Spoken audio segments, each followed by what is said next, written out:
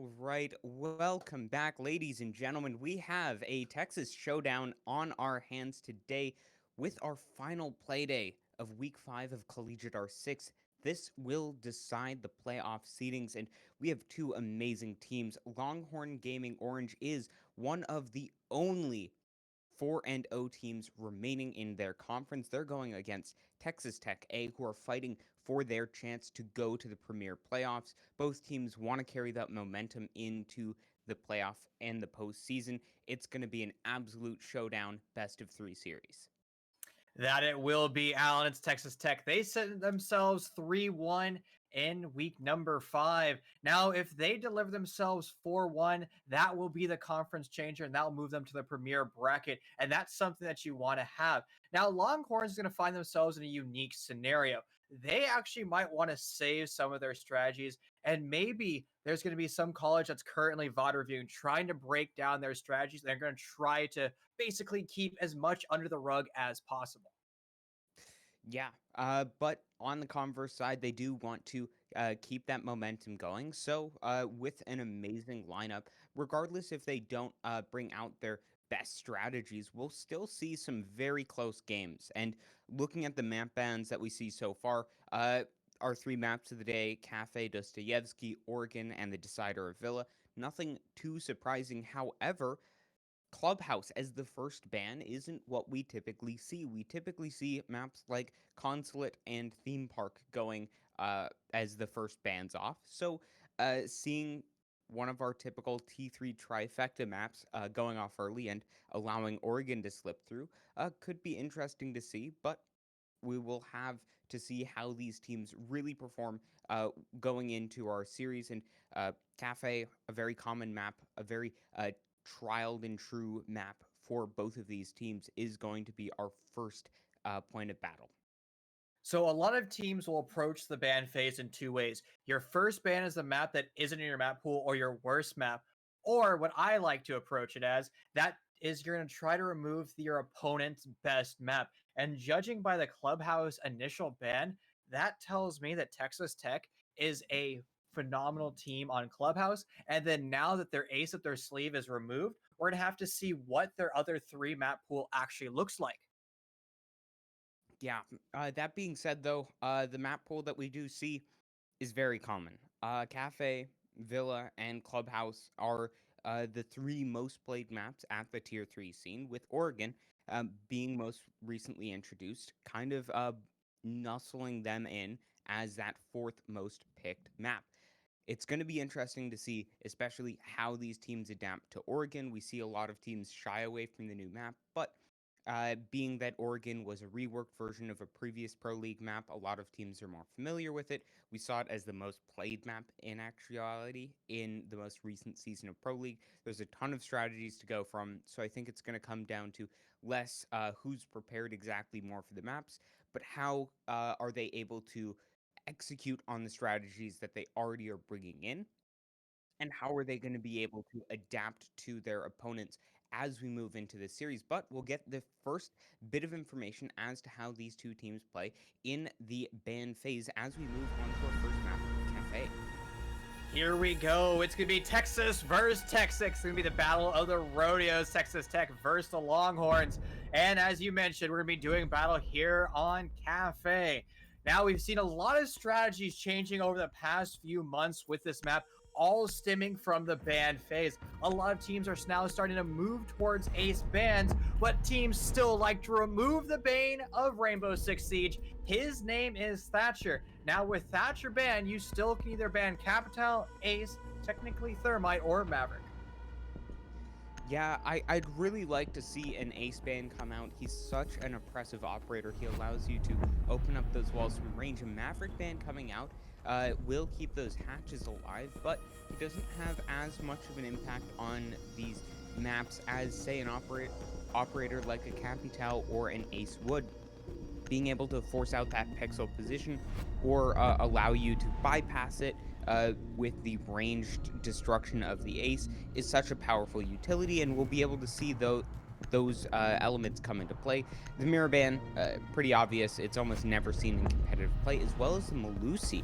That'll be interesting to see. We don't see Malusi banned too often. She almost always sees play, but Texas Tech not wanting that to go into the live game will take her out, and that leaves a lot of defender strategies on the board for this map.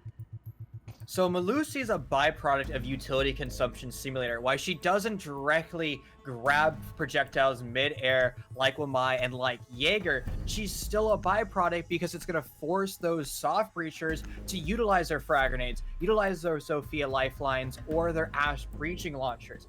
And that's going to be a good tool off the board. Now, she doesn't bring a deployable shield, but she brings a set of impact grenades as well as a nitro cell. And some teams are starting to get some unique strategies moving forward where you're starting to impact trick certain walls here on Cafe. And having one less set of impact grenades, that might just change how the attackers elect to go for their executes. Yeah, and we do see that as we see the side of Texas Tech not bringing necessarily as Defenders, protect your bombs this from side being of defused by attackers. the Longhorns, my bad, not bringing as much explosive utility.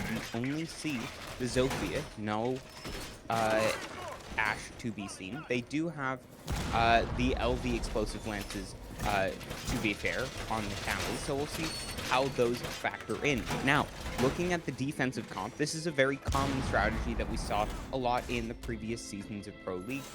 You have the Wamai Jaeger combination to burn out a ridiculous amount of utility, and that's going to be a 10 big seconds factor to in this round. You only have the Nomad to burn out those ADSs and Wamai 5 magnets, seconds to go. so that's going to be a very big challenge. As well, you're going up against the deployable shield of the Wamai as well as the two Goyo shields, and you also have castle barricades to deal with in addition to Maestro cameras. Looking at the lineup of Texas Longhorns, they don't necessarily have enough explosives to deal with them all. They only have 3 LV lances as well as 2 charges of the Zofia to spread along, frankly, just too many utility pieces of the defenders. They're going to have to find some early picks or find a way to bypass some of these deployable shields or cameras. Otherwise, they're just going to have the time whittled down by the defense. So in an EU broadcast I was part of earlier today, putting the Wamai in this position is extremely dangerous because you can actually pop flash him by bouncing flashbangs off that couch, and then he's basically blind, and then you just do a barrage of explosive utilities and blowing him away. So the team that was playing actually brought out a Warden in that scenario, so Warden would actively play that deployable shield. When that pop flash would hit, he would stand up, he would get aggressive, and try to kill that member on that west window. Well, our first casualty of the lobby will be through. It's gonna be Buck finding a kill, and that's I Can't Pick My Waifu off the board in round number 1. Yeah, and that is going to be a key kill. Buck finding a second kill That is all of the explosive utility of Longhorns off the board.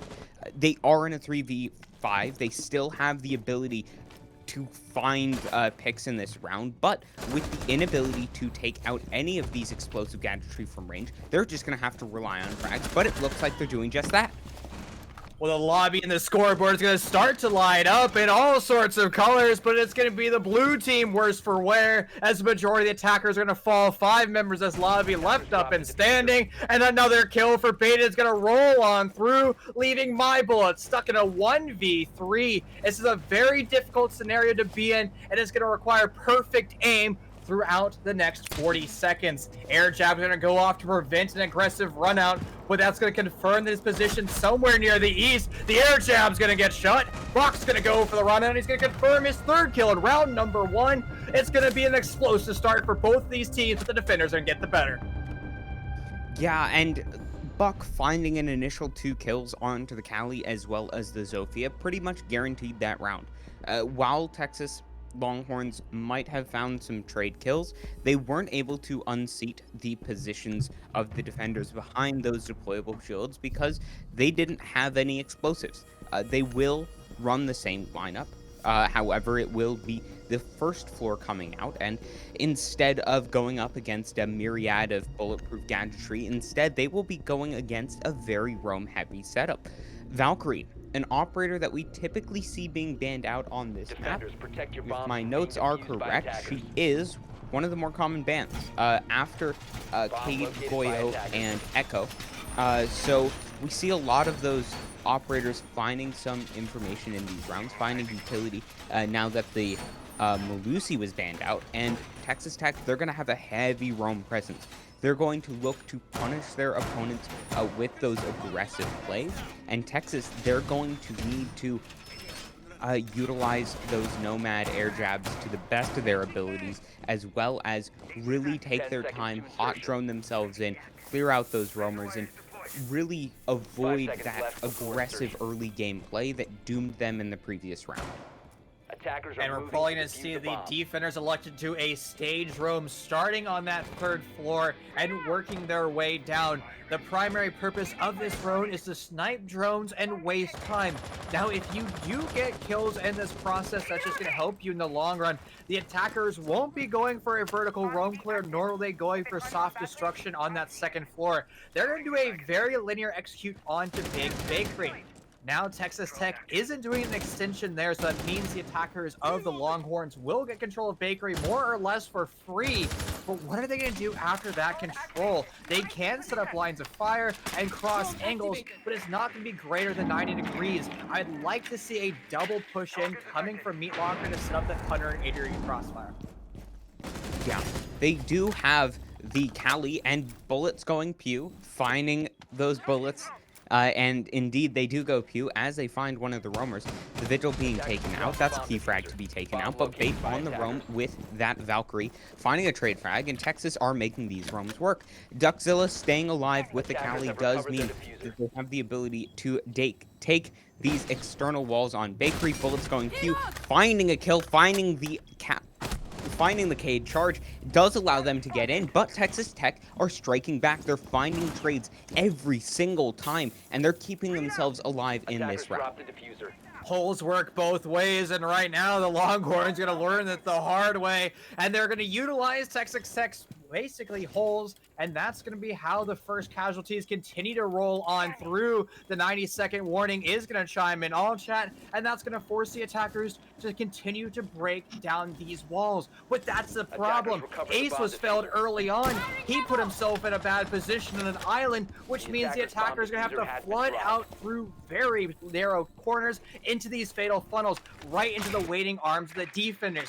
Now the attackers still have plenty of time and plenty of drone economy in their back pocket, so they're going to be sending those drones out and confirming the locations before going all tilt. Yeah, and with 40 seconds remaining on the clock, they do have a decent amount of time to play with, but they will have to unseat these roamers. But Duckzilla finding that little piece of information. He might not be able to find the frag, but that is information given over to the attackers.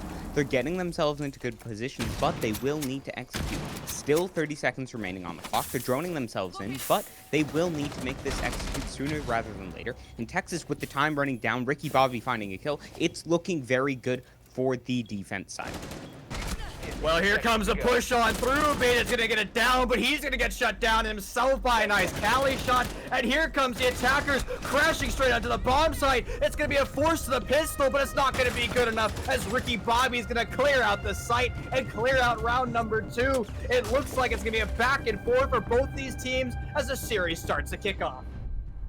Yeah, and with a great late round push in the 2v3, the Longhorns shake and bake with Ricky Bobby finding those crucial kills. That was an absolutely amazing execute. Both of these teams are going toe to toe. Each one of them are playing their comps perfectly. The side of the Longhorns found so much control of the map. They were able to shut down the roamers, but their opponents of Texas Tech were not outdone. They were able to find aggression with the Valkyrie. They were able to find trade frags whenever the side of Longhorns closed in, and they kept it very competitive. It is sitting on a knife's edge. Either of these rounds could have gone the way of their opponents if Attackers a need to single locate thing and defuse happened as many differently. bombs as they And while can. we have seen Texas Tech bringing out a lot more structured play styles Attackers on have these located a defense bomb. sides, both these teams are incredibly well matched in terms of their strategy as well as their fracking power. And with the drop of a hat, it could go either way. I like the changeup coming out by the Longhorns. They're going to be bringing out two hard breachers because Look got felled for free. He got too aggressive, he overextended, and he shut down his utility without really getting any benefit to his team. Now that there's two hard breachers on the board, not only can you do that same style of West execute, but you 5 can seconds to also go. send another hard breacher on behind, set up your 180 crossfire, and Attackers' go objective is for to defuse kills. the bomb. Now, I know our compass is currently having an aneurysm. It is now properly set up. So West is by a big bakery, and Meat Locker is over to the east. And, well, compass continues to not work properly. Yeah, Ubisoft is Ubisoft. The game, as much as we love it, there are some very big issues, but that being said, we will not see any of those issues too apparently, as the Longhorns will make their second attacking round on this first floor. Texas Tech evolving their bomb setup has been quite a bit located. more. They're bringing out the mute, slowing down that information game of their opponents, and they're bringing out the Maestro as well. We saw that the side of Texas Longhorns, they didn't have as much explosive utility, and with Texas Tech being able to find some early kills, that could allow them to keep these ADSs and Maestro cameras alive later into the rounds and deny the defuse, deny the post-plan opportunity that we've seen Texas Longhorns look to go for in many of these rounds. Godzilla looked like he was going to go for a wide swing and potentially rush with his pocket F2, but he's going to be deterred by the vertical destruction that Texas Tech did above him. And remember, Texas Tech did the exact same type of hard breach and soft breach on those basically the ceilings, and that, well, got them two of their own deaths. So they have to be careful, but Duckzilla knows this both as well, and he's going to try to avoid that. Also opening up a different wall. This is going to be the red wall starting to open up. One of the X-Cairo pellets might be mute jammed, and that will be confirmed as the ace charge begins to spark.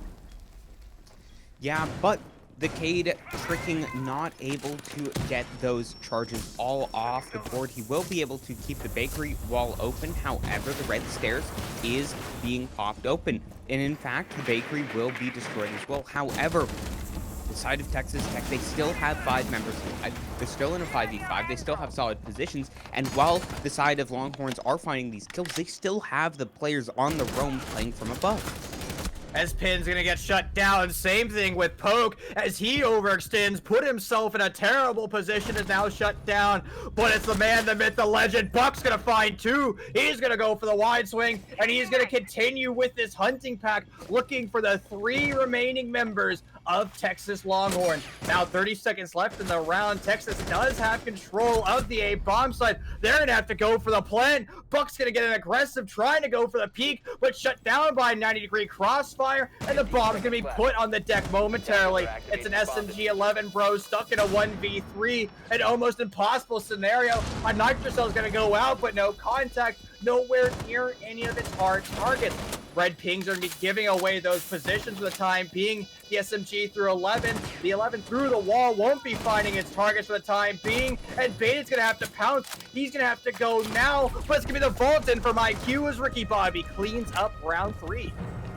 Yeah, Texas Tech, they just weren't able to find enough impact with their roams. Their Vigil for the last 2 rounds has found absolutely nothing. And with an operator like Vigil, you need to delay your opponents and find kills. If you don't find anything, like Canned Coot was finding in the previous rounds, then you're providing absolutely nothing for your team. Vigil is an operator with not only active utility, it only provides benefits for his team when he uses his gadget specifically, but if he's dead, he doesn't benefit his team. He doesn't allow them to deny positions with a magnet or an ADS. He doesn't provide them a rook benefit. He's just gone. And Texas Tech, they just weren't able to find impact with those players. The Cade unfortunately not able to deny enough time with the Cade tricks. Attackers need to Those locate were and defuse bombs. neatly played around by the side of Texas Longhorns. And we return again to the third floor, a site that Texas Tech won pretty dominantly with this lineup, but we've seen the Longhorns adapt to their opponents. All of their players are stepping up in terms of fragging potential, and we'll need the same thing to apply toward the defense. They'll need to start stepping up. They have 2 players with 0 kills on the board, and one of them has been a player on these vigil operators that are more fragging based. And if they don't have those players step up, Texas Longhorns, they're just going to continue to steamroll because they have looked so confident after that first round. Something that concerns me about Texas Tech's macro strategy is they're trying to hunt for kills. It looks like it's basically mechanical skill first, strategy second, and that's something that you can never consistently rely on. Even if you're one of the best players in the world, Shaiko, he has an overarching strategy, and then he relies on his mechanical skill as a backup and as a secondary. Now, I also have to be a little bit critical of Texas Tech and their pixel deployment, especially this Goyo shield. When you're playing Goyo in this scenario, you actually have to move that shield about 2 meters forward so it's almost flush against this wall, because you're forcing Beta to be on an island. A crossfire all the way from the east over on this AC unit will shut him down for free. Couple that with pressure from the west window, his life is almost guaranteedly forfeit.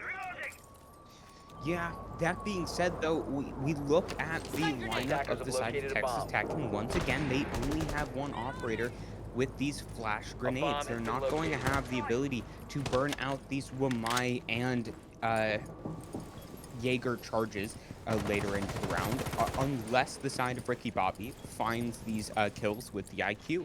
I think it's going to rely on Texas Longhorns finding some early picks, finding some early openings with their fragging potential. Otherwise, Texas Tech, they're in a very good position to just hold on to these positions with the Wamai, who only get stronger as time passes on, hold on to these positions with the deployable shields, and just suffocate map control of their opponents.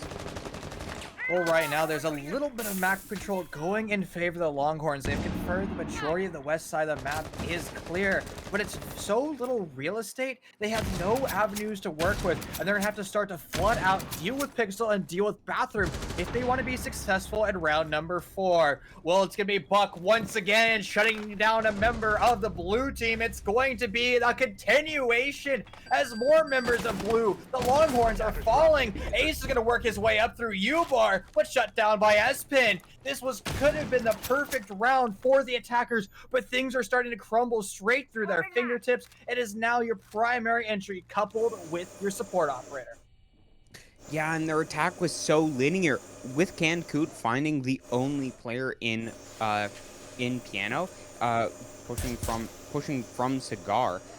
The side of Texas Longhorns, they only have 1 angle that they can really approach from, and Texas Tech are just demolishing them. Espen with the Alda 556, he's just going to be able to hold these runs down. Buck on the flank is able to pressure them, and time is ticking down. Texas Longhorns have absolutely no opportunity, and Buck is just going to flank them and possibly find a double from behind. Well, that won't be the case, but what will be is Texas Tech winning round number 4 straight into the waiting arms of Pokey Spartan. It's going to be some of the easiest kills of his life as he lines up the double. That's going to be the conclusion of round number 4 and on to round number 5. And it really seems like the Longhorns is a one-trick pony. They really understand how to execute on Kitchen, but they're struggling so much on executing on Bar. Fortunately for them, though, they don't have to worry about a Bar defense unless the defenders technically go down to Reading Room, where they're going to be doing that extension up to that 3rd floor. Yeah, I think that Texas Tech, they should be moving to Reading. I think that is the optimal play from them. They saw how good that Longhorn were at attacking this kitchen side. And in my opinion, I think that the 3rd floor is one of the more commonly played sites in your ranked matches, as well as in T3.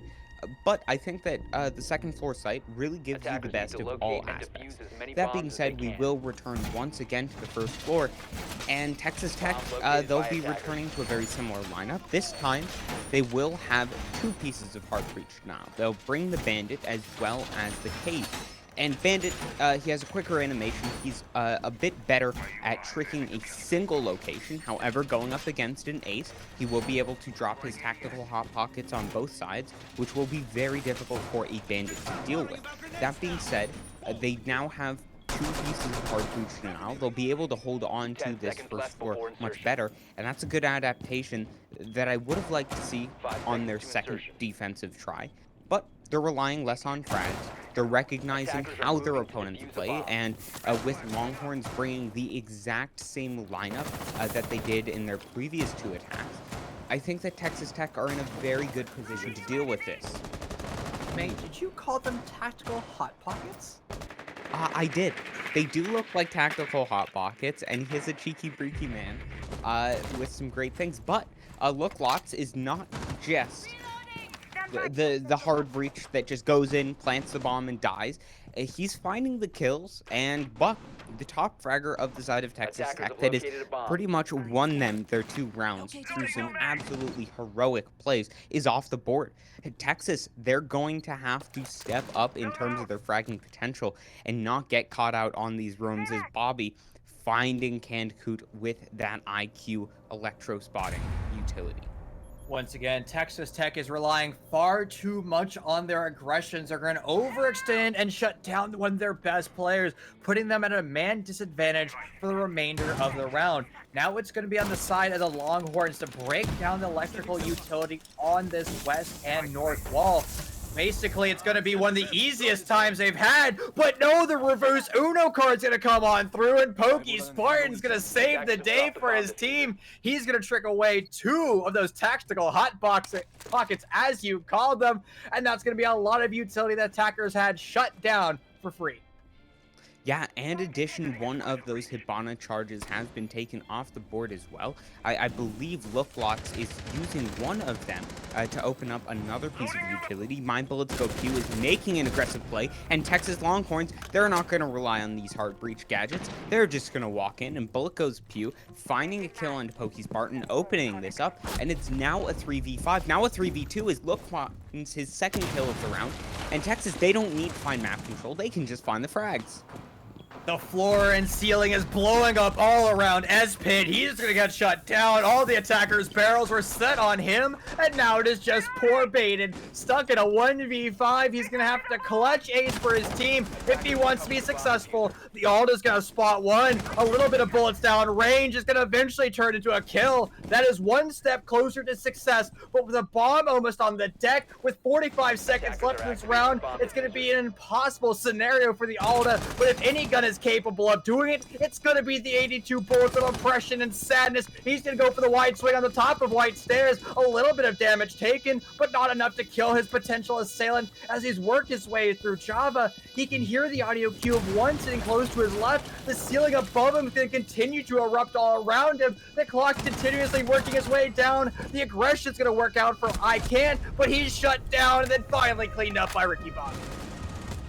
Yeah, and it just looks like Longhorns have figured out the defense on this first floor. They were able to adapt to the fact that they brought twice as much hard breach denial, and while they weren't able to get the walls open in the same manner that they were in the previous rounds, they just circled on their opponents. They forced Canned Coot off the third floor, off the second floor with some great roam clears, and while they didn't find the initial kill, they just suffocated their opponents. Once they started to close in, they already have the 4v5 from the fact that Buck was picked off in the early game, and they just slowly contracted on their opponents and just never gave them a single opportunity to come back in that round. Now, we move into the final round of this half. It's a 3-2 so far. Texas Tech have the opportunity to tie this up 3-3, and that's a decent scoreline, but typically we see this in the favor of the defense. They're typically the ones that are Defenders, pushing protect your for a bombs from being 4-2 defused or by attackers. settling with a 3-3 split. This is a very good half, and if Texas Longhorns can find a 4th round on the board as we go into halftime, they're in a very good position and have a commanding lead, and are really proving us why they're one of our only teams that are still remaining Attackers have with the discovered the 4-0 location of the bomb. score. So we see Ying 6 picked into. Now we've actually seen a lot of operators and a lot of teams elect to bring out this strategy. This screams to me it's a hell door rush, and that's going to 10 be seconds Ying remaining. doing a full utility dump, not only of her 3 Candelas, as well as her smoke 5 grenade, seconds remaining. trying to facilitate a plant.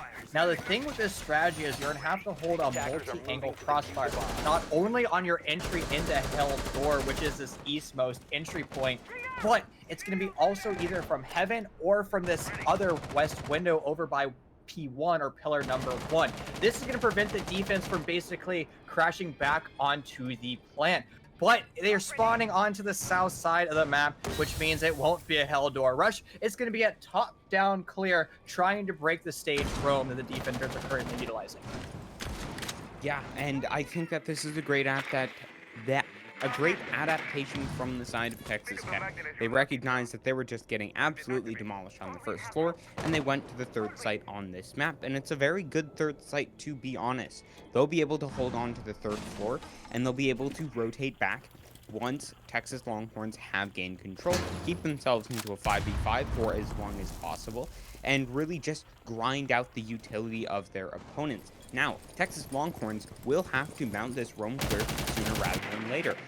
They're not going to be able to just rush onto site, because if you do so, unless you find every kill instantly, you're just going to get picked apart from the 3rd floor with the amount of map control that you can gain from this virtual presence. They are looking to do that just yet, but more than just finding control of the map, you need to cut off these rotations, as now we can see Texas Tech falling back onto site. They've ceded control away. Texas Longhorns will have to mount this attack, but Texas Tech, they're in a very good position. They still have a ton of utility remaining on the board. They still have themselves into a 5v5, and the time is on the side of the defense. But that's the thing, the attackers, if they do their due diligence, they can start with their soft destruction, and that's going to be only Callie as she's bringing those floor charges.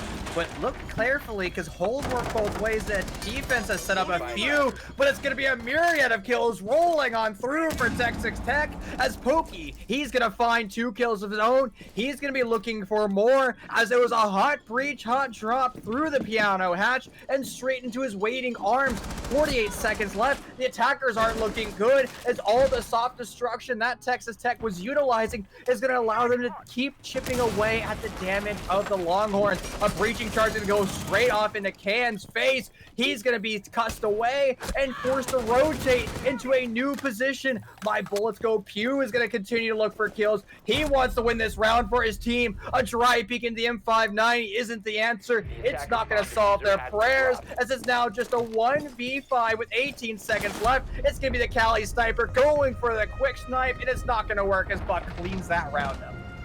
And that was such a great change in pace for the side of Texas Tech. They recognized, hey, we don't need to hold on to the 3rd floor for dear life. We can fall back, and they found the rotate back onto the 2nd floor. Then, Texas Longhorns, they needed to set something up. They were still in a 5v5. Making an execute at that time would have been absolutely disastrous, but they felt the pressure and they felt like they needed to go. They decided to go, and they went into the waiting arms of Pokey Spartan, as well as just the crossfires that we had from Buck as well as Cancoot. They set themselves up in a great position. It was really great to see. And Texas Tech, with a great adaptation, looked very good. But that being said, it was a bit too late into the round to have, too late into the half to have all that much of an effect. As now Texas Tech, they're in a 3-3 half. They still have a very good position, but you would have to give the advantage over to the attackers. It's more of a defender-sided map, with the meta still being somewhat of the 20-second meta. And Texas Longhorns, although they did get absolutely demolished in the previous rounds, they still look very good going into the second half. It looks like we almost need to rehost. There's some type of in-game bug that might have just been dealt with, so we're gonna have to keep our eyes on that. But as you're mentioning, it's going to be a side swap for both of these rosters, and now it is, well, Longhorn's turn to basically be on defense and try to set up 10 unique seconds strategies so Texas Tech won't be successful on their execute. We're gonna be going over to what most teams consider their primary bomb site, which will be bar. Now, we've seen a lot of utility consumption simulators being brought out, and once again, that's going to be the macro strategy. Yeah, but we do have a very interesting strategy. It's going to rely on a very heavy roam presence. We'll have the pulse for that information gathering. Bullets go pew all the way down on the first floor, as well as Ricky Bobby going for this information nitro cell play. But it is not going to work out as Texas Tech finding the initial kill. Pokey Spartan, that must have been an attempted run out. And all of a sudden, Texas Tech are in a very good position. Texas Longhorns playing a very aggressive playstyle as bullets go pew on the roam, finding some impact. And this is going to be a chaotic half. As we can see, Longhorns, they're just going for these incredibly aggressive plays. Sometimes you just need to set the pace of a round, and one of your primary fraggers were shut down, but at least you're able to kill the other primary fraggers. So now it's just going to be an 8-member lobby, and here comes that utility dump trying to break down Pixel's spot. Now, I can't pick a waifu. He's going to be the one that's stuck in this position.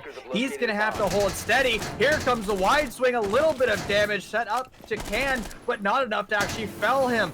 A frag grenade might be prepared, but there goes the pancake and answering that back. Buck's going to get a kill of his own off screen, and the attackers are still trying to funnel their way out of shops, but I can't pick a waifu who's going to continue putting a myriad of bullets downrange. Yeah, I can't pick one waifu is setting himself up with the Ash being taken out so early on. That is 3 flash bangs off the board, as well as 2 explosive charges, but we can see the frag grenades being prepped. That could be the downfall of the Wamai, and now in a 3v4, they're going to have a difficult position. Texas Tech have time to play for. They have luxury on their side, as waifu just being forced out of position with so many of these contested charges. And Texas Tech, they will save those frag grenades, as now they've gained control of the map. Now they're gaining control of these sites, and they're just suffocating the map out from their opponents. Reloading. Cover me. Well, Cand might be going for an aggressive peek. He thinks there's somebody lurking near bathroom, but that won't be the case because I Can't has rotated all the way over to white stairs.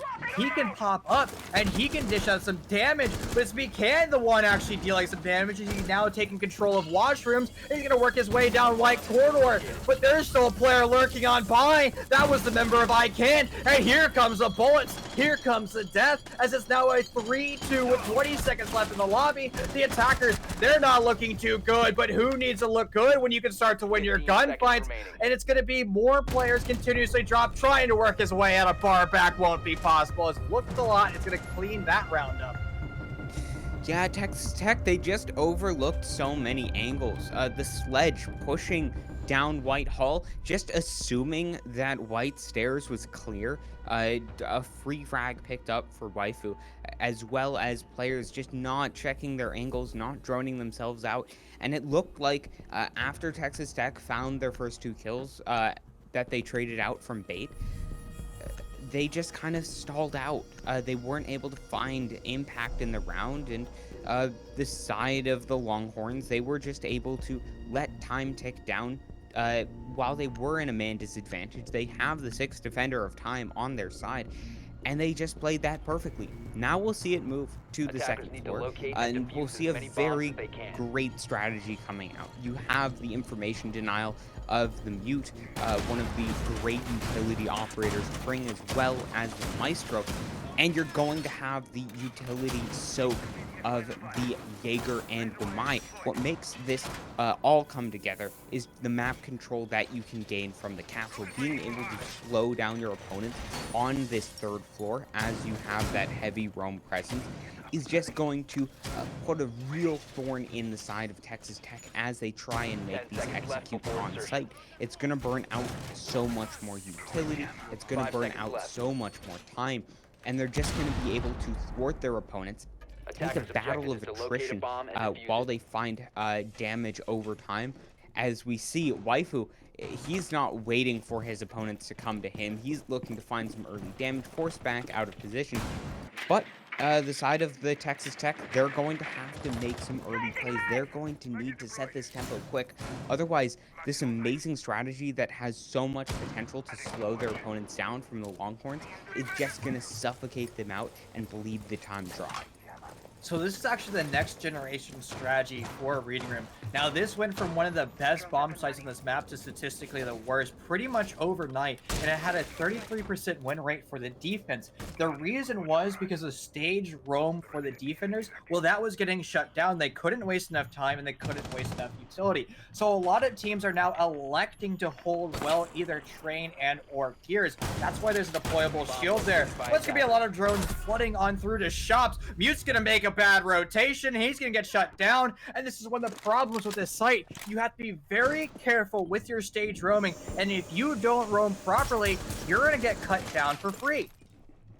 Yeah, that was way too aggressive coming out from the Mute. You have to recognize that there is an external angle watching from Skylight. There is such an easy presence for the side of Texas Tech to get, and that was just an overextension from the side of the Longhorns. They do still have a very heavy presence on Cocktail, and if they can hold on to this, that will be good. However, just the overwhelming presence, the man advantage being gained for the side of Texas Tech is forcing them out of positions, and with them gaining the map control, gaining the man advantage with a minute and 20 seconds remaining on the clock, this is looking very good with all of their soft destruction still remaining on the board.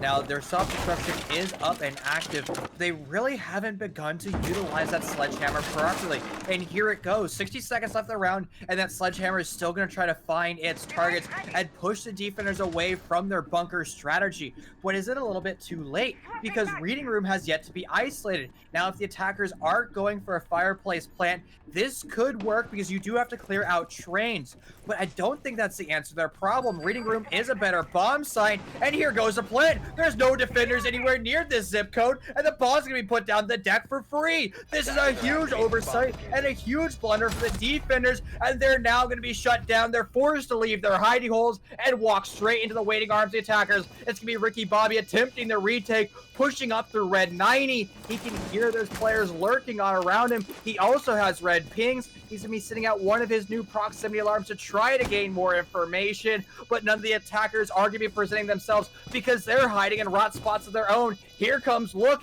He's gonna be trying to find some kills. A sprint challenge with the ult is still gonna win him an engagement, and he's gonna get cross-fired from a vertical pressure, and here comes a Pallets player. That's gonna be the last ditch effort, and it's going to all be in vain. Yeah, and that just goes to show you how powerful that vertical presence is. The entirety of Texas Tech were just able to force out the defenders from Reading Room for Longhorns. They were just able to make that site inhospitable for the defense, and when they went for their execute, there was nothing that the defenders could have done. They tried to walk in to deny the plant, and they just got massacred. And that's why you have to hold on to the third floor. It is so powerful at denying the defuse, as well as denying the plant from going down in the first place.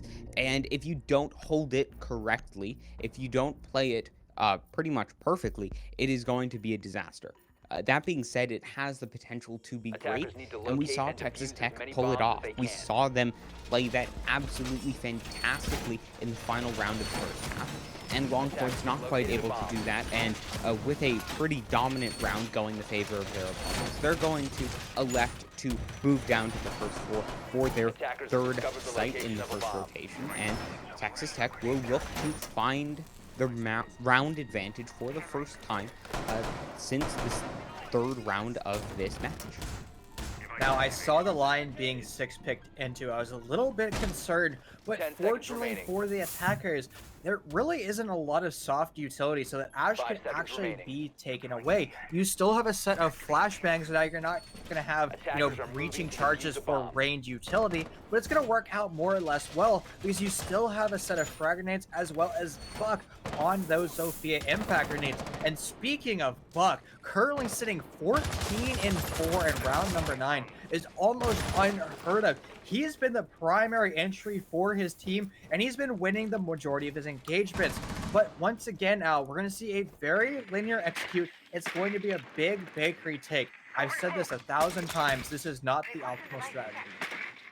Yeah, but I think that Bait being on the line has something to do with this. They recognize how dominantly they won that first round on reading, and they recognize that Texas Longhorns, they weren't likely to retry that once again, and as such, they're being prepared for a very heavy roam presence coming out from their opponents. Having a Lion, while he isn't nearly as oppressive as he was when he was first introduced into the game, the absolute monster that he was, it's still going to offer them quite a bit of utility. And if they can just find control of the map, it'll be going well for them. However, a Waifu on just 3 kills, shutting down Buck, that's a crucial frag to get. And now with no explosive utility on the board, your castle barricades are going to stay up for much longer. And the side of Texas Longhorns, they're going to likely find their 5th round on the board with time ticking down. But the attackers can confirm there isn't a lot of utility over here to the west. They can still deal with it if they take top-down control. And here comes that control. But the problem is, it's coming in with 70 seconds left in this round. You have to be executing on this second floor instantly. That has to be your primary checklist goal. And the fact that you're now just addressing it means all that soft utility will be up for the majority of this round. But you can also just win your engagement. The sledgehammer is going to go off. It's going to create a huge hole, and that's going to put it basically a nice round, or at least a kill in favor of Texas Tech. Yeah, and that's one of the great aspects of the Lion. You can lock down your opponents and find these kills for pretty much free as you just force them to stay in position. Otherwise, they just guarantee you a free opportunity to find a wallbang. And Bait using that very well. However, you have to combine that with aggression with the side of Texas Tech, leaving it up very late. The side of the Longhorns have a very good position, 4-on-4 with 20 seconds remaining on the clock. Texas Tech are going to need a miracle.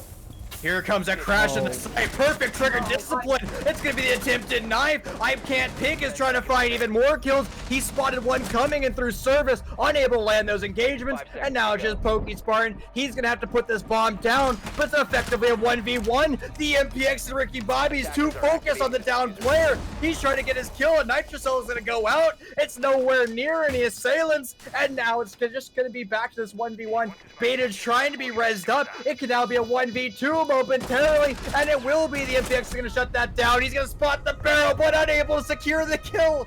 A huge blunder of a round, but somehow Texas Tech is able to bring it back. Yeah, that was an absolutely ridiculous play coming out from them. They stepped up the aggression in the late round, and while that was an amazing play from the side of Texas Tech, they hit all their shots. I'd have to say that was a massive misplay coming out from the Longhorns. They had players just separated from the rest of the team with the way that Valkyrie was set up. She wasn't able to impact the rest of the map. She didn't have a rotate hole placed for her. She didn't have any way of getting back onto the site or getting a crossfire on board. And as such, it was pretty much a 4v3 on the side of Freezer. On the side of Kitchen, the side of Texas Tech was able to isolate their fights, and with the side of the Longhorns being cordoned off on one side of the castle barricade or another, they were putting themselves at a disadvantage. It looked so good for them. They were able to slow down their opponents, but Texas Tech, they're a very good team in terms of their mental fortitude. Despite losing Buck, who has carried so many rounds on his back, they were able to put their heads down, not get over-aggressive, not make any overly risky plays, and rely on their strategy to carry them through, and it did just that in combination with some amazing frags. 10 seconds to insertion. Honestly, my friend, I am still speechless and completely blown 5 away. seconds remaining. That was not a round that should have been won by the attackers, but it's going to go in their favor, and sometimes Siege just works in mysterious ways. Now it is round number 10, and Texas Tech could guarantee themselves match point if they win this round, but they're going to have to be perfect on their execute. They struggled with dealing with this top floor. They struggled with utility consumption signaling. the most important thing to do when you're executing upon Pixel is to burn the ADSs and will my pancakes as fast as possible. And right now, I currently don't see any ADSs, and this might be a huge blunder once again. Yeah, and I will have to highlight this fifth operator being picked by the side of Texas Tech. They're bringing a Twitch. And this is an operator that we have seen fall off massively. Her gadgets have been nerfed so much, from having 10 damage per shot and 13 shots per drone to the state they are in now. They're very different from where they used to be. However, they still have the potential to gain this map control, but the side of the Longhorns are finding impacts in these rounds. Ricky Bobby on the floor with another one of these nitro cells could be a massive threat, as we found another connection from the side of my bullet scope queue. And once again, Texas find the early man advantage. But Texas Tech, they have looked so good in these man disadvantage plays. They have been able to win these out, and Buck finding a kill onto I Can't Pick One Waifu is setting themselves up for a good play. Texas Tech, they are not deterred by a man disadvantage whatsoever, and they're looking to make another comeback round.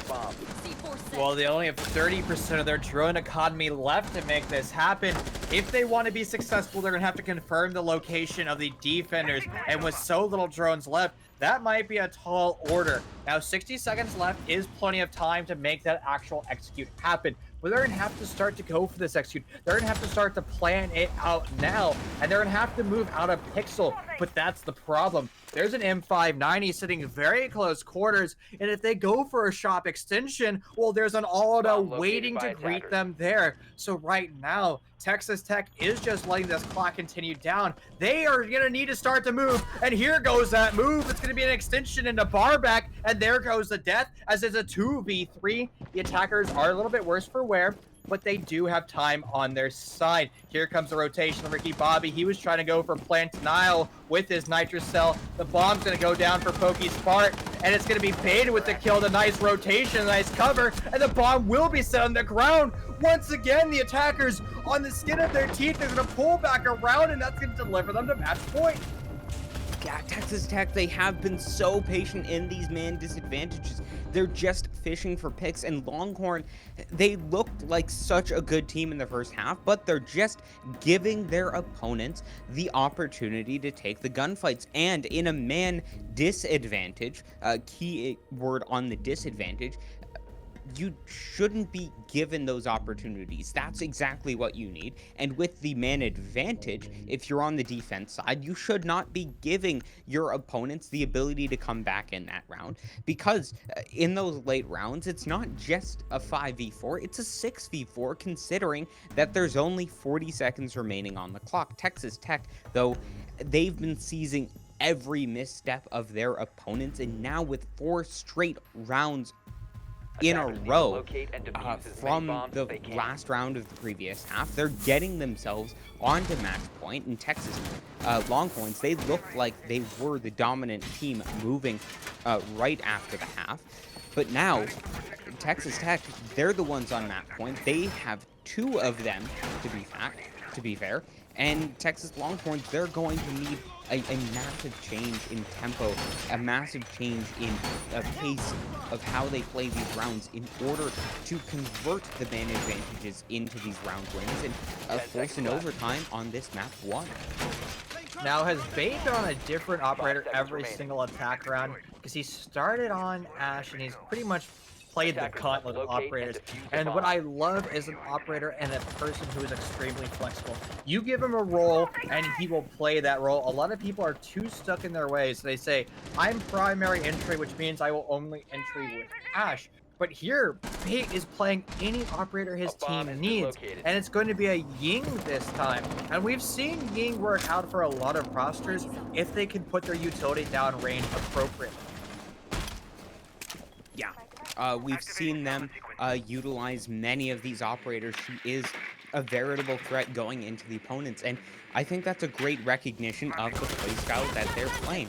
Bomb they're located by recognizing attackers. that tons of these rounds have come down to the wire, and playing a more aggressive push strategy at the end round with a Ying as opposed to the F2 of the Twitch is going to benefit the side of Texas Tech. That being said, they also have the opportunity to go for a smoke plant. They have 4 smoke grenades between the 2 operators, and they're going to be able to rush onto site. This time around, Bait is finding the initial frags. Their trades are going to the favor of the side of the Texas Longhorns, but the bomb is going down for the side of Texas Tech. They're able to find themselves a plant, and Pokey Spartan now in a 3v3 able to get the diffuser down. It's a nuclear explosion in the lobby as the attackers are gonna try to put the bomb. A nitrogen cell is ripped. It's gonna find its target, but shut down the cinder. Package received, and now it's 4 members left in this lobby, alive and standing. 32 seconds guaranteed in this round, and the defenders are gonna have to push away the attackers. They're gonna have to deal with this upside down rappel, but that's a tall order for Look as he shut down that engagement, and now it's just Waifu on an island and shut down and punished. And Texas Tech, they said that they did not care a damn about the realms from the side of the Longhorns. They were just going to go on to site, dropping in with Bait on the Ying, stepping up. Pokey Spartan taking the MVP spot of this round. And that was an absolutely ridiculous map, as we can see from this glimpse at the scoreboard. Absolutely ridiculous. Candicoot playing the support role magnificently, Bait flexing onto every operator that his team needed, as well as Pokey Spartan and Bait. I can't remember his name. Pokey Spartan and Buck. It's another B. I'm not forgetting that. They just showed up on the day. Texas Tech, they came out swinging. They found an initial 2 rounds, and then they had a bit of a lull in the mid game.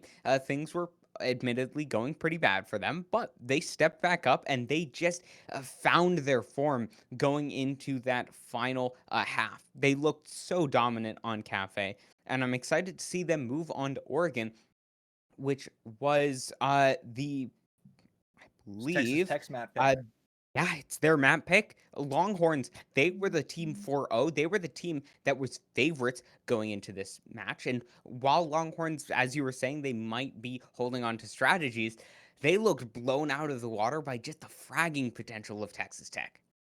Absolutely, my friend. But we're going to take a quick 5 to 10 minute break, allow these players to rest, adjust their strategy before we dive into map number 1. So don't go anywhere.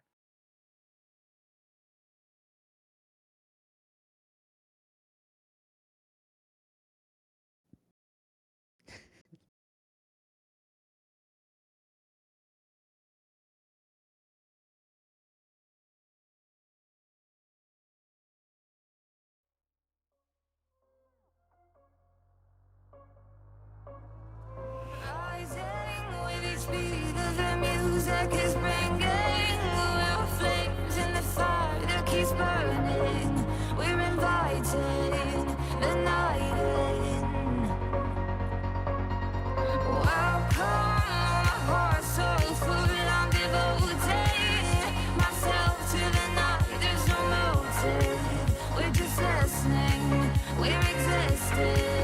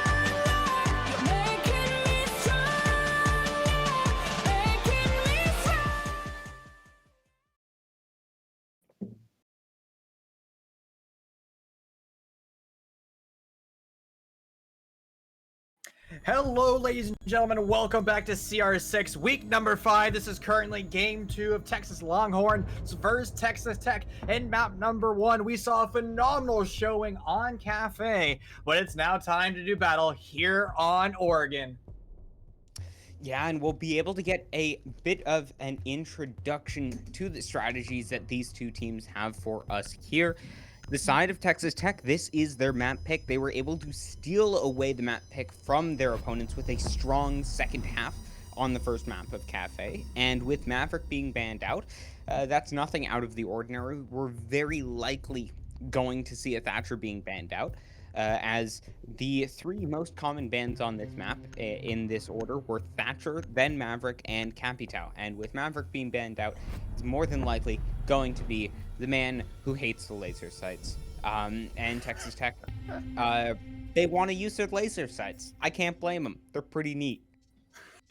I've never heard that one before, but that's so true. And if you don't get the reference, go watch the operator intro. And that's enough said. A lot of deliberation being utilized by Texas Tech. They're not sure exactly who they want to remove, but it's going to be one of the most oppressive defenders shut down, as Mira will no longer be a factor here on Oregon. Now with Mira off the board, who are you going to take away as your final defender? Now, a lot of teams are electing to remove Valkyrie just because, well, Echo is currently on a quarantine ban, and you can basically use Valkyrie as a pseudo Echo. Yeah, we will see the Malusi being banned out, and these are two very uncommon bans to see at the tier 1 level. We do see Mira commonly banned out, and in T3, she's a permaban pretty much everywhere. No one wants to play against her because she fundamentally changes how you have to approach the map.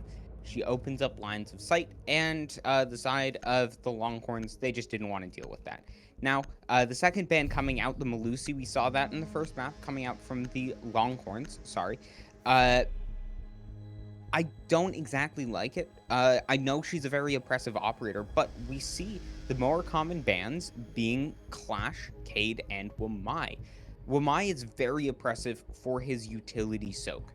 He can just absorb so much pressure, and Clash gains so much information and utility. However, it does require that you play these operators to a T, and with Texas possibly saving some of their strategies for the playoffs, they don't want to be counter-stratted, and with how much more of a fragging team they were in comparison to the more drilled lineup that we saw from the side of Texas Tech, I'm not surprised, but I would like to see some of those bans going towards a Clash and Cade, because that just opens up so many possibilities for the defense for so many of these just oppressive wide extension plays.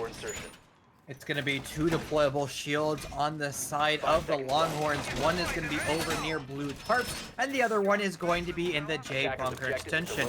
Now, this is going to be a two-pronged assault for the defenders, as they're going to be trying to wide swing from both of these power positions, setting up their own 90-degree crossfire. So the attackers are going to have to be very wary of this position, and thus break that down. Now, Wamai currently isn't being utilized, which means at maximum, 6 flashbangs are going to be utilized, shutting down those ADSs and allowing for those deployable shields to be basically shut down for free. One ADS already burned, and it's going to be My Bullets Go Pew. He's going to be the one chalked up to this shield. The frag grenade's going to go out, and it's going to find its target. Deployable shield shut down for free.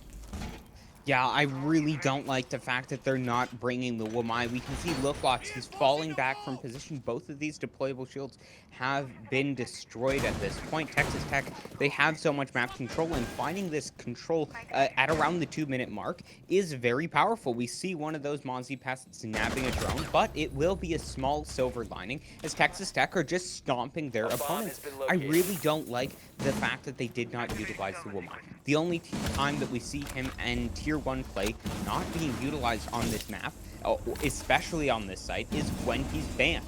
And Texas Tech, now that they don't have to run into that massive utility, so they're just stepping up the tempo. They're just taking control of this map. And Texas Longhorns, their defense is just crumbling.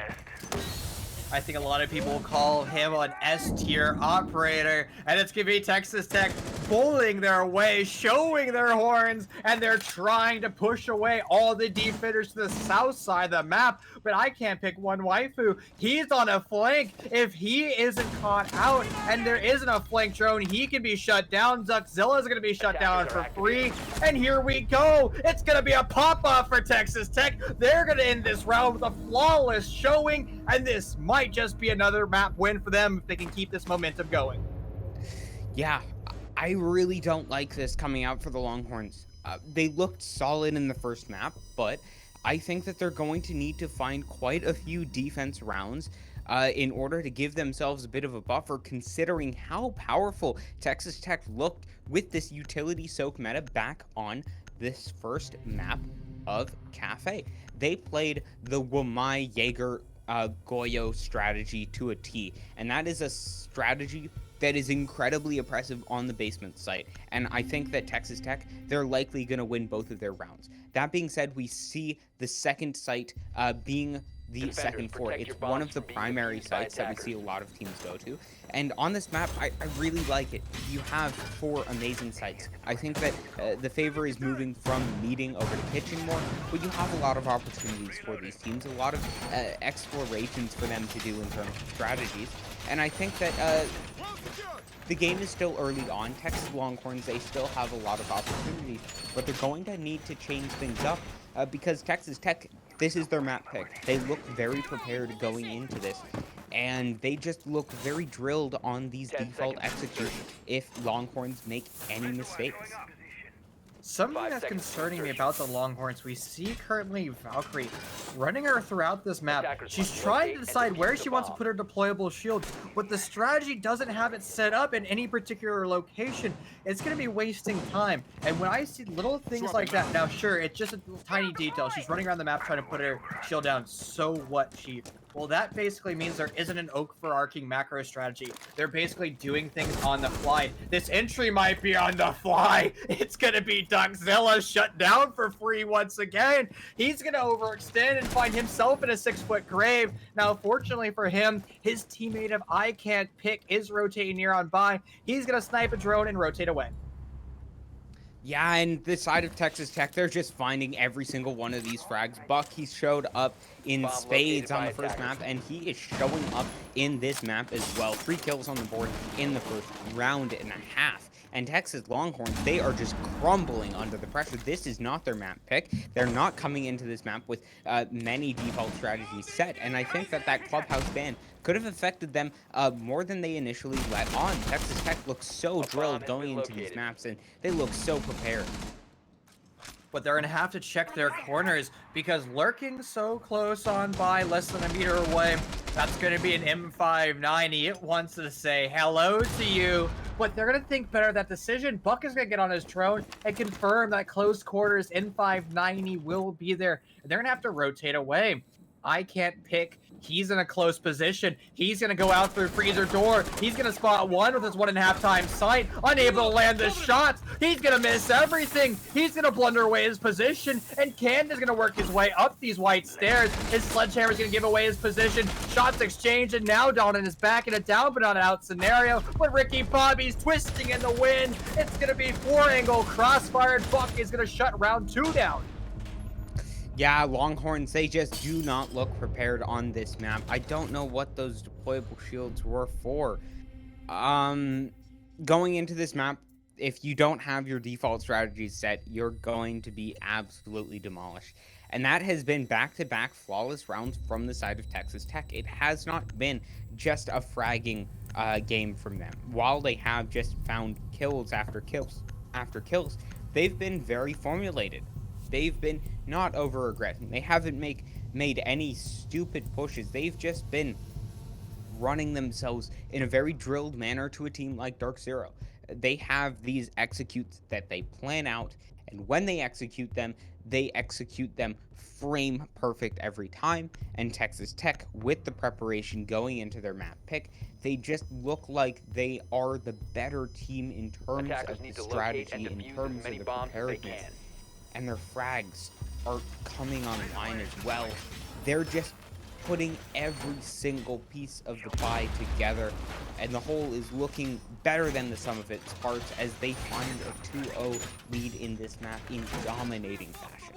So the thing is, the Longhorns are constantly finding themselves in 1v1 engagements. They're never setting up 1v2 or 1v3 engagements. And right now, Texas Tech looks like the better mechanically team. So when Longhorns try to set up a strategy where their whole point is to win gunfights, that's not a good 5 place seconds to be. left. I think we were mentioning this earlier in map number 1. It should be strategy first, followed by mechanical skills second. Now we're going to see some of my pancakes outside over near barrels, but it actually might be a sprint challenge. And here it goes. I can't pick. It's going to send bullets down range, but it's going to be nobody on the receiving end. But this is going to deter the attackers just slightly and waste no more than 15 seconds. We see this basement site come out, and I do like the fact that they're bringing the Wamai, but it's another interesting strategy of the Legion. He's a good operator, but he sacrifices too much, and the opportunity cost of running him is just too high. Buck finding a kill on Bullets Go Pew is just not a great sign. Your Jaeger now 0-3. That's not what you want from your fragging operators. As Texas Tech, they just look so dominant. I want to go back Bomb to located by that Legion. attackers. He's a good operator, but there's other operators that do things better than him. If you want to find damage, if you want to find map control, there's other operators who do that. But if you can find the kills with that T5 SMG, that's a very great job, and you're able to use that weapon to its advantage. Keep those Legion goose mines. They find their first kill of the map, but Texas Tech, they are a juggernaut, and they've been looking so solid.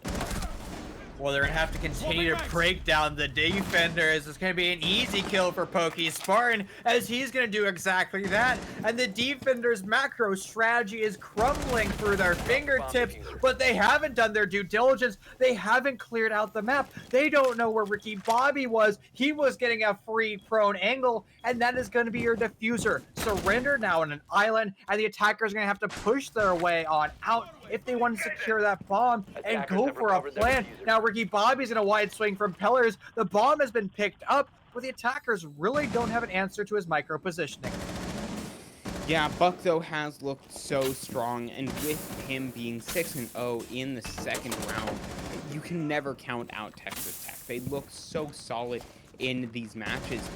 And Longhorns, while they did find 2 great kills off of Ricky Bobby, they need more than just a hero play to find these rounds and find this map.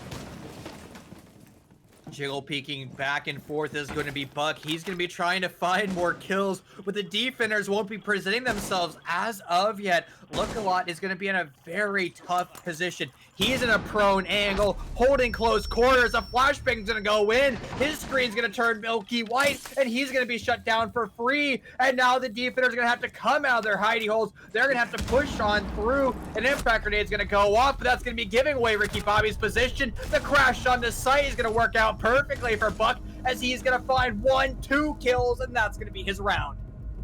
And Texas Tech, they look so good. Going on to the side of Longhorns, yeah, they found 2 great kills from Ricky Bobby, but it was just that. They didn't have the overarching strategy to slow them down in those later rounds. And that's the problem with an operator like Legion. He doesn't have that same slowing potential of a smoke. And while he does have a better gun, he doesn't provide the same full belt of utility as they move once again onto the basement side. They bring the Alibi, who has a deployable shield, as well as a Goyo. But where's the Wamai? That's one of the crucial operators to keep these shields alive. That's one of the reasons why you bring a Goyo, is in combination with the Wamai to burn out the utility of their opponents. Now with just a Jaeger, you can burn out those ADSs with the flashbangs that you have, and if you find a free kill on one of those ADSs, it's gonna be free. But that being said, you have Bait and S-Pen with 6 flashbangs in between them. They'll be able to burn out all of the ADSs. From that point, you have the 2 frag grenades as well as the 2 concussive charges from the Zofia to deal with those deployable shields. And then you are able to nullify pretty much everything that the Goyo brings to the table, as well as the deployable shield on the Alibi. And at that point, you have a very methodical push. The side of Texas Longhorns, they're going to need to find frags because their lineup is just counter. Lesion, he can slow you down, but it's not all that impactful. With the recent nerfs to him, operators can just do things better. If you want information, go with a Maestro. He'll be able to utilize the bulletproof gadgetry much better than an operator like Lesion. And if you want slowing while the Malusi is banned out, there's plenty of other options. As Texas Tech, they're just going to rush onto site. They don't care. Hold me out. Here comes the rush. Here comes the flood on through, but I can't pick one. Waifu's gonna get the first kill. He's now gonna make it 2 in this round. Pokey Spartan's gonna put the bomb down momentarily, but it's gonna be a myriad of bullets answering back to the Longhorns. The bomb is now on the ground, but it's just a 1v3. It's gonna be an almost impossible scenario for the attackers if the rush doesn't work out whatsoever. They're gonna be shut down and cleaned out, and it's gonna be a diffuse and a brilliant showing coming by the Longhorns, or maybe not such a brilliant showing coming by Texas. By defenders. Defenders win. Longhorns capitalize on that, but I don't want to. I want to credit them, but I don't want to take anything away from them at the same time. Going to Texas Tech, what was that? Why? I've looked at so many VODs going over to try and prepare my notes for Oregon, and in none of that does that elucidate me to any idea of what they were thinking. That was just incomprehensibly stupid. There were so many angles that you could get shut down by. There's the crossfires from Freezer, there's the angles through the soft walls, you have roamers. It just looked like they decided that, hey, we have 5 operators, we have also 5 brain cells split between the entirety of the team at this point. Let's just run in and try and find frags. And if you're going to try and do that against a team who is 4-0, that's not going to work. That being said, they're still in a 3-1 lead. The Longhorns, they still have a mountain to climb. And Texas Tech, they have been a much more drilled team over the course of this match. And if they return to their less stupid plays, I think that they'll be able to continue this good form.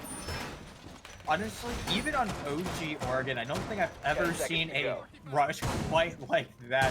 I mean, back in the day, we were playing with an FO12 on that staircase, so there's no way that rush would have ever happened. Now, in theory, that rush could have worked out for the attackers, but they put far too many people forward. If they were actually to play that a little bit more passive and set up a multi-angle crossfire of their own, forcing the defense to walk into their barrels, you, in theory, could make that happen, but you have to understand exactly where to put your attackers. And that was a thing Texas Tech didn't understand where to put their attackers. My bullets go, Pew's going to be on his back. He's going to be down. The aggressive one-out didn't work out well for them, but fortunately for him, he is Doc. He's going to self-res himself, and technically he's the only operator in game that can res off utility. Now, you can say Zofia does that, but it's technically not utility. And, well, Doc, if he utilizes 3 stem charges, he can never self-res. Yeah, he has all 3 charges being used. That is a ton of utility taken off the board. In Texas Tech, now that they're not making really stupid plays, they're just winning everything. Buck is now on 9 kills. Ricky Bobby's striking back, but it is a consolation prize at best, as now you have tons of utility taken off the board. You have Texas Tech that are coming back to form. 9 kills in 4 rounds. That is ridiculous coming out from Buck. Well, here comes more ridiculous plays as the defense is going to continue to crumble. Buck's going to find a crazy headshot. Third in this round. He's looking for 4. There's the place. It's a quad on the round. Where's the last remaining member of the Longhorns? He's actually coming for the flank. He's not going to be able to control the ace. Buck with the ace. What an impeccable showing. This game is unconstitutional. It violates the 8th Amendment, subjecting any opponent to the kinds of horrors that Buck is producing is just cruel and unusual punishment. Now, I believe he was on 8 kills at the beginning of the round with 5. That's, Jesus Christ, 13 kills in 5 rounds. That's crazy. What is that? He has more kills than 5,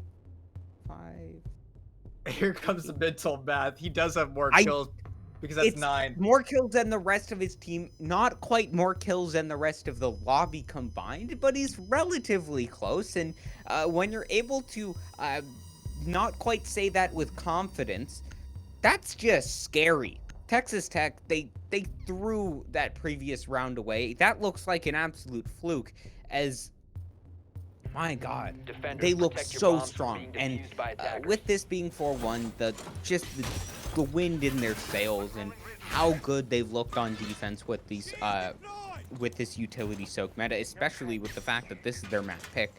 Um, I don't want to say it's over before it's over, but Longhorns, you've had a great run. They're guaranteed for the playoffs, so I'm excited to see them there. And Texas Tech, they're going to bring a lot of momentums into this playoffs now that, well, they're pretty much guaranteed into the premier playoff bracket. Honestly, Longhorns aren't done yet. They're gonna fight 10 seconds till to this go. complete server is shut down. But if Texas Tech is able to bully their way into sight and win their engagements like that, it could be. But again, I highly doubt it. And the run that the Longhorns had throughout the first 4 play weeks has been unstoppable. They've shown that they're a team that has impeccable strategies and phenomenal gun skill. Maybe today's their off day. Maybe they need to talk amongst each other and work out their strategy. This might be the answer they need, as I pick one wife who's going to go aggressive. He's going to try to find a frag, but he's going to miss his shots and forced to rotate away.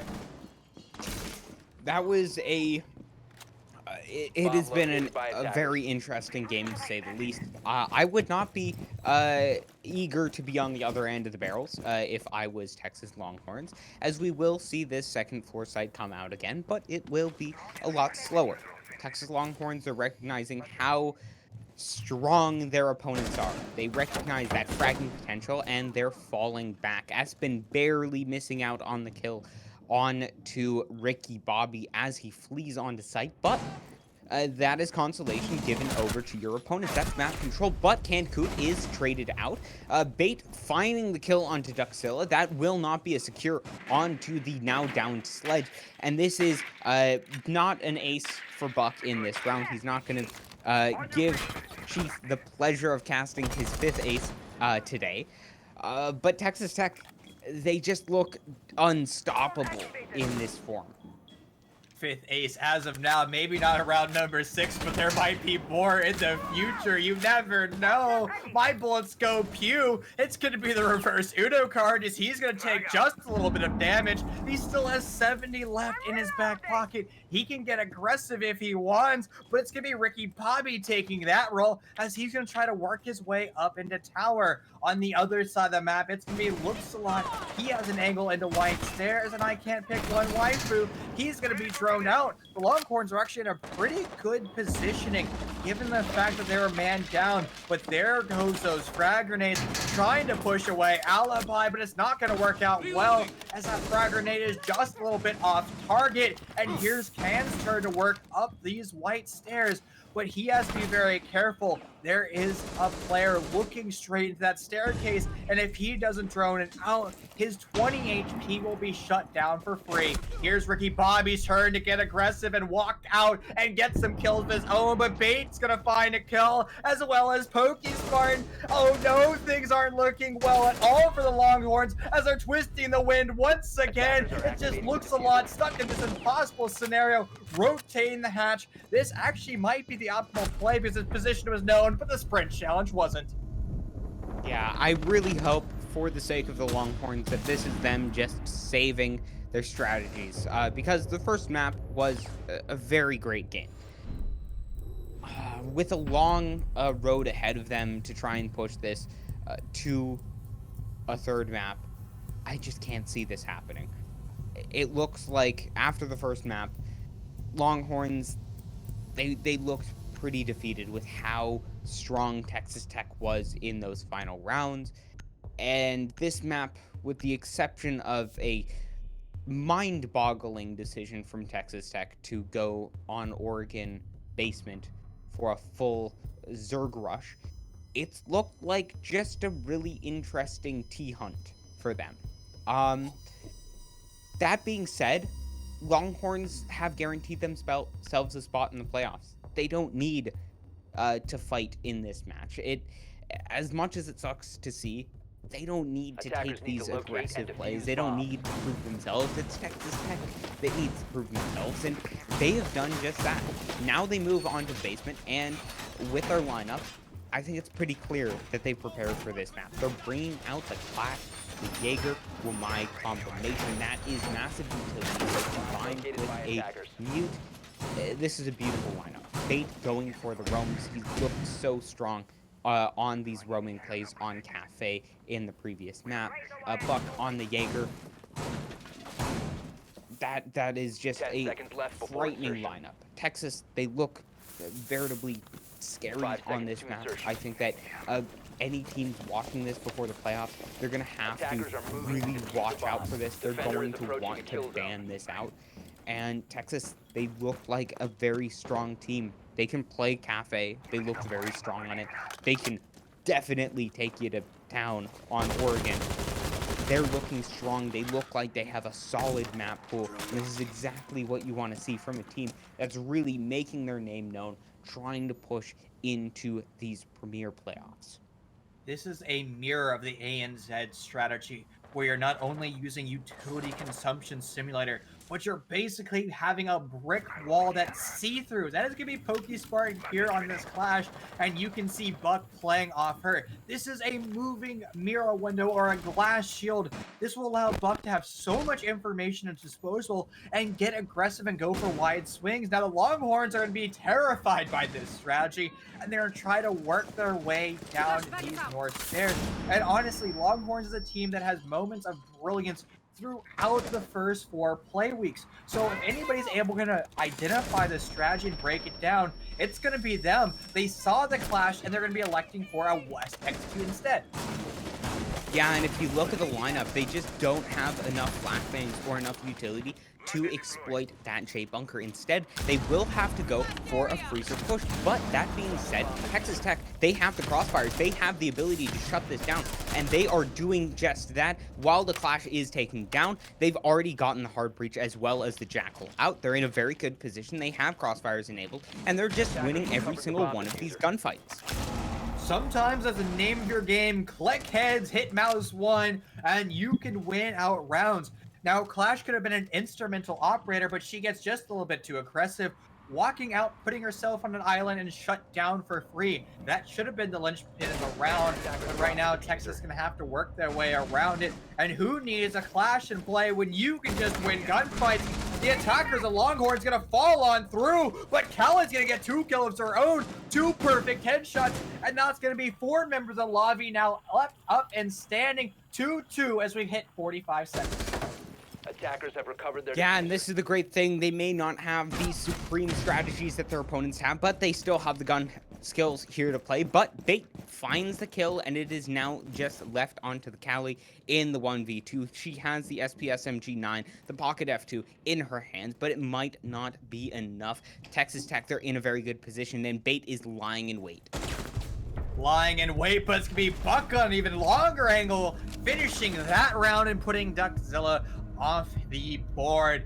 This was quite a strong showing here on the basement bomb site. A brilliant angle to be held. The double elevation is actually a thing that a lot of teams elect to overlook. That would have been almost an impossible pick, an impossible flick. And here we are. It is 6-1 match point, series point. It was the undefeated roster going against a team that has lost 1 series, but it might be 4-1, 4-1 for both of these teams at the end of week 1. Yeah, it looks like, for whatever reason, Longhorns, after the first game, they just said, I'm gonna head out. They left the server. And Texas Tech, they've just gone to town, with the exception of that first round on the first half. It looked like this could have been a 7-0. Texas Tech, they look so drilled. They look like the dominant team coming into this game. And while we see some interesting Defenders, lineups protect your coming bombs from from the being attackers, defused by the attackers. Blackbeard, we have seen it being played decently often. I can't say I'm a fan of it. You have so much utility that you need to deal with on your opponent's side, and while you did ban out the movement that does free you up, I just don't see it Attackers have located factoring the into bomb. play as much. You don't have enough explosive utility to deal with everything. Attackers You have don't have the discovered the location optimal of a hard bomb. breach to open up your positions in a game as well as Attic, I think that an ace would have been much better suited to this map, as well as another 5 seconds to utility insertion. operator or another fragging operator like the Ash, who provides that Attackers are explosive soft moving to destruction defuse the as bomb. well. That being said,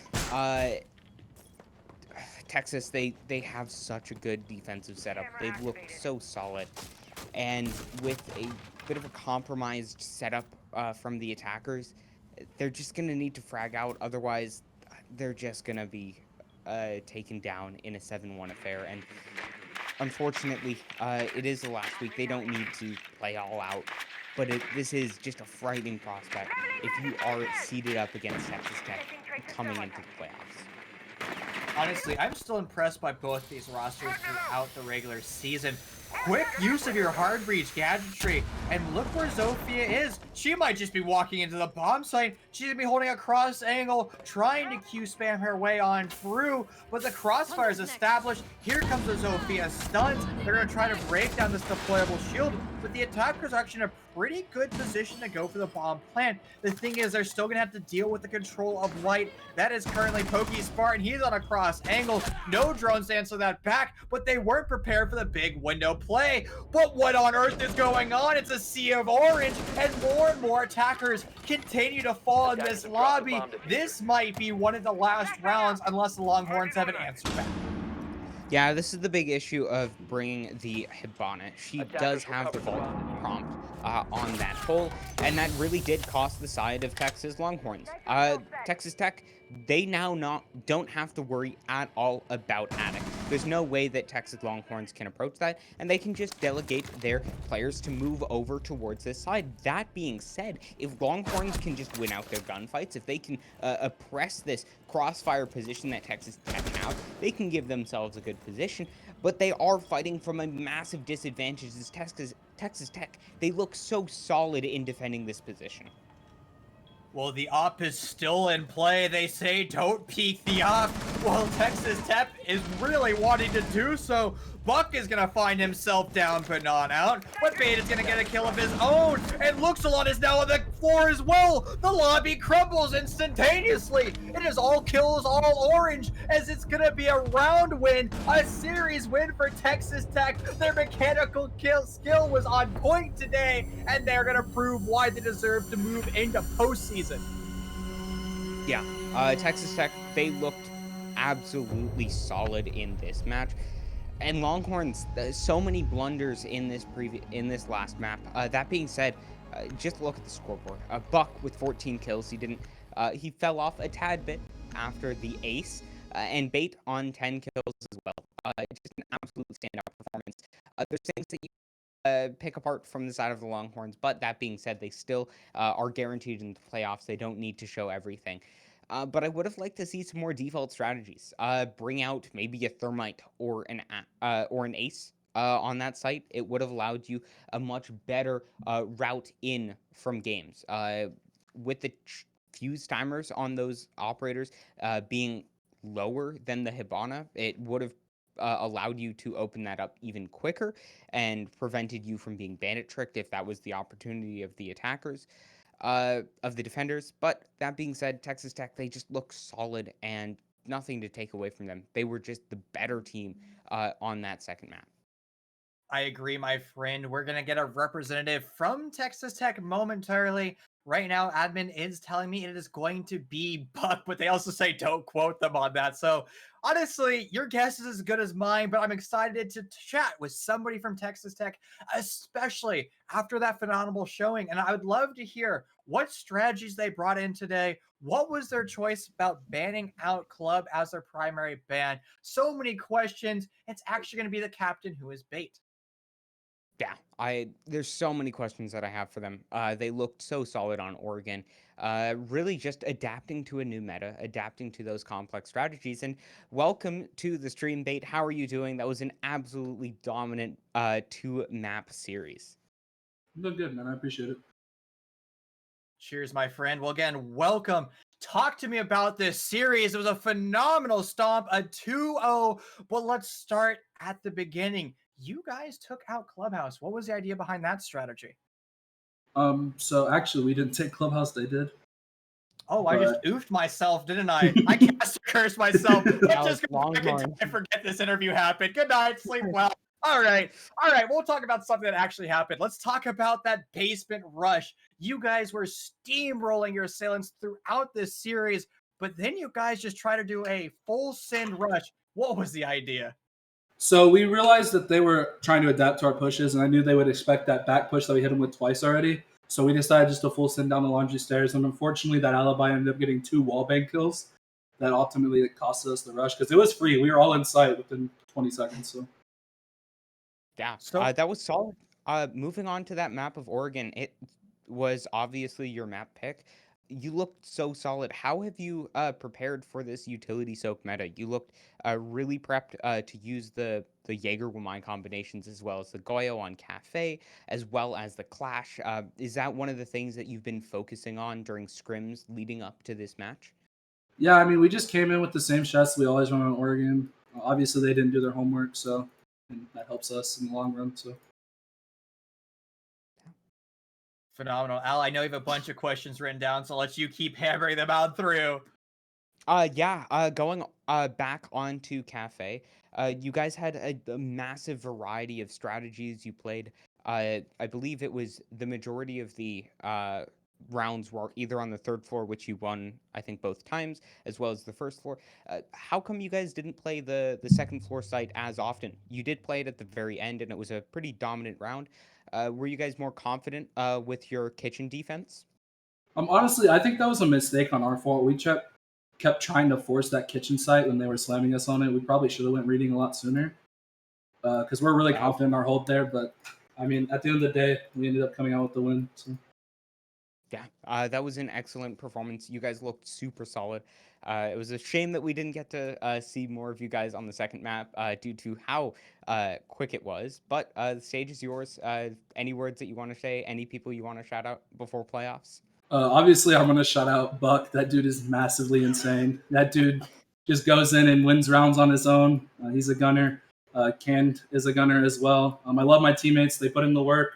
We do what we need to do. Shout out to everybody who supports us. I mean, Texas Tech is a team to watch, man. I'm gonna keep saying that.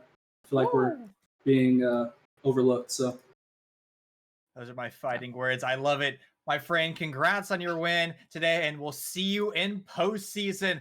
But, ladies and gentlemen, don't go anywhere. We still have one more series after that, so we'll be back with you in about 30 minutes.